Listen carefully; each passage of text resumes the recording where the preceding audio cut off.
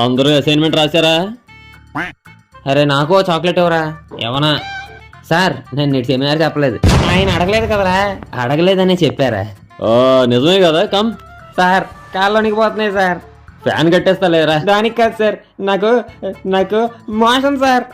అరే this seminar is very important for your communication skills and confidence. రేపు అందరూ prepare అయ్యండి, ఓకేనా? ఆడు ఎదవ కట్టింగ్లు.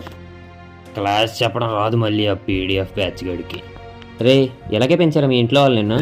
సిగ్గుండాలరా, కనీసం ఆయన వయసుకైనా మర్యాద కూడా నేర్చుకో. ఆయన ఆడేంట్రా, ఏంటి అంత పెద్దవాడు అయిపోయావా? ఆయన సార్ లేదంటే వెంకట్ గారు, సూర్య గారు, రెస్పెక్ట్. అరే ఎవరి ముందో ఎచ్చులు తప్పడానికి వాళ్ళ పరువు తీయకూడదురా, తప్పు.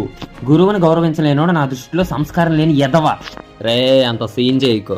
ఏంటి ఇంత చిన్న విషయానికి ఎంత చేస్తున్నాడు అనుకుంటున్నారా? చిన్న పెద్ద తేడా మర్చిపోయి జరిగే ప్రతి క్రైమ్కి ఇదే పునాది.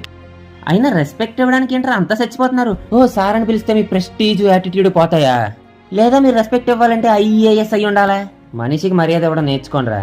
అయినా పెద్దవాళ్ళని ఎక్కిరించి తిట్టి రెస్పెక్ట్ లేకుండా మాట్లాడే వాళ్ళదే తప్పు అయితే అవి చూసి నవ్వే వాళ్ళది ఇంకా పెద్ద తప్పు. So please respect elders. ఈసారి ఎవరైనా టీచర్ని ఆడు అది అని అంటే నవ్వకండి. మీ ఇంట్లో వాళ్ళని కూడా ఎలాగే పిలుస్తారని అడగండి. వాళ్ళ తప్పు వాళ్ళకి తెలిసింది, ఇంకోసారి అలా పిలవకూడదని అర్థమవుతుంది. మార్పు ఎప్పుడు మన చేతిలోనే ఉంటుంది. జై హింద్.